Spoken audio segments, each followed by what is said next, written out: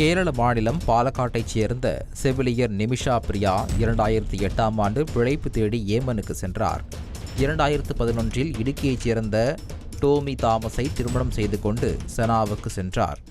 இருவருக்கும் குழந்தை பிறந்ததும் கிடைத்த ஊதியத்தால் குடும்ப செலவை சமாளிக்க முடியாமல் குழந்தையையும் கணவரையும் 2014இல் கேரளாவிற்கு திருப்பி அனுப்பியுள்ளார்.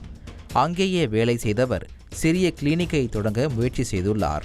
ஏமன் சட்டப்படி உள்ளூர் நபர் பங்குதாரராக இருந்தால் மட்டுமே மருத்துவமனை தொடங்க முடியும் என்பதால் அந்நாட்டைச் சேர்ந்த மருத்துவர் தலோல் அப்டோ மக்தியுடன் இணைந்து மருத்துவமனை தொடங்கியிருக்கிறார்.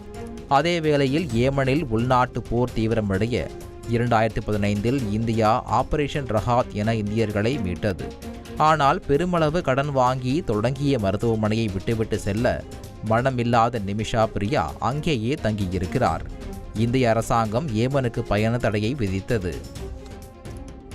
மருத்துவமனை நன்றாக செயல்பட மக்தி செயலில் மாற்றம் ஏற்பட்டுள்ளது. நிமிஷா பிரியா பாஸ்போர்ட்டை வைத்துக்கொண்டு அவரை உடல் ரீதியாகவும் துன்புறுத்த தொடங்கியிருக்கிறார். உள்ளூர் போலீசில் தகவல் தெரிவித்தும் ஒன்றும் நடக்காத நிலையில் 2017 ஜூலையில் மக்திக்கு மயக்க மருந்து கொடுத்துவிட்டு பாஸ்போர்ட்டை எடுத்துவிட்டு தப்ப முயற்சி செய்திருக்கிறார்.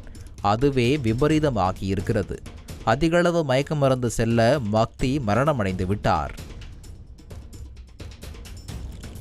இதனையடுத்து கொலை வழக்கில் கைது செய்யப்பட்ட நிமிஷா பிரியாவுக்கு 2020இல் செனா நீதிமன்றம் மரண தண்டனை விதிக்க 2023 அந்நாட்டு உச்சநீதிமன்றம் தண்டனையை உறுதி செய்தது. இதன் தொடர்ச்சியாக அவரது மரண தண்டனைக்கு ஒப்புதல் வழங்கியுள்ளார் ஏமன் அதிபர் மெஹ்தி அல் மஷாத்.